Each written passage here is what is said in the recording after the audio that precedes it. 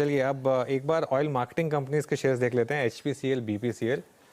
शरद जी, HPCL, BPCL, एक view ये बन रहा था कि अगर तो ब्रेंट के प्राइसेस नहीं बढ़े होते तो ₹2 की प्राइस कट कोई बहुत ज़्यादा डैमेजिंग नहीं होना चाहिए था स्टॉक्स के लिए।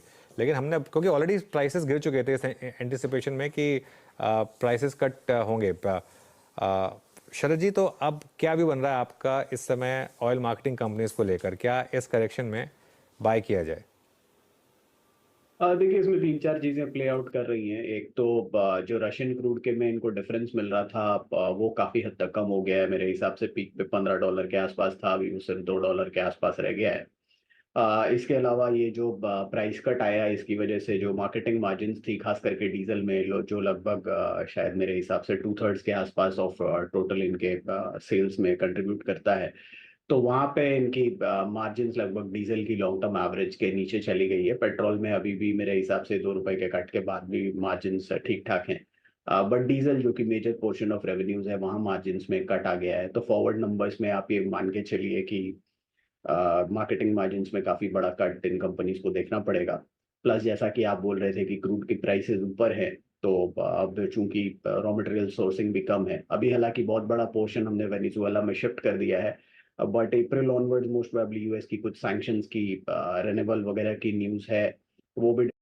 फर्स्ट इनिंग्स में रैंक थी 7 और मैच खत्म होते होते रैंक कुछ 7 लाख डिपेंडेंट है। प्लस अब चूंकि आचार संहिता लागू हो गई है, तो मोस्ट प्रोबेबली प्राइस से रिलेटेड कोई खास मूवमेंट आपको दिखाई नहीं देगा। तो मुझे लगता है अगले 1-2 महीने मोस्ट प्रोबेबली थोड़ा कैप्ड है in terms of news flow.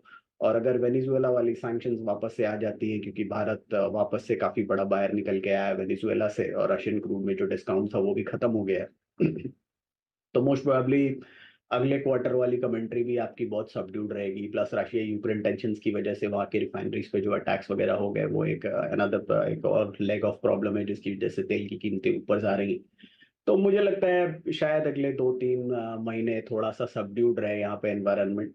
जो ऑप्टिमिज्म था वो ओवर प्ले हो गया है। तो मुझे नहीं लगता कि यहाँ से आपको अभी बहुत जल्दी में यहाँ पे कोई पोजीशंस लेनी चाहिए। 8-10% और नीचे मिलता है तो मुझे लगता है वहाँ पे ग्रेजुअली इन्वेस्टमेंट बेट्स लेने के लिए काफ़ी बढ़िया आइडिया हो जाएगा। बट ज़्यादातर जो टेलविंड्स थी वो हेडविंड जैसी नज़र आ रही हैं at this point in time.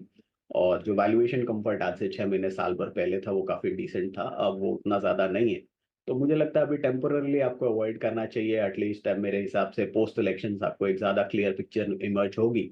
और वेनेजुएला वाला जो एंगल है, मेरे हिसाब से नियर टर्म ट्रिगर वो होना चाहिए अप्रैल ऑनवर्ड्स। वो कैसे बिहेव करता है वो हम देखना चाहेंगे। ओके, चलिए एक काम करते हैं, अब आपको एक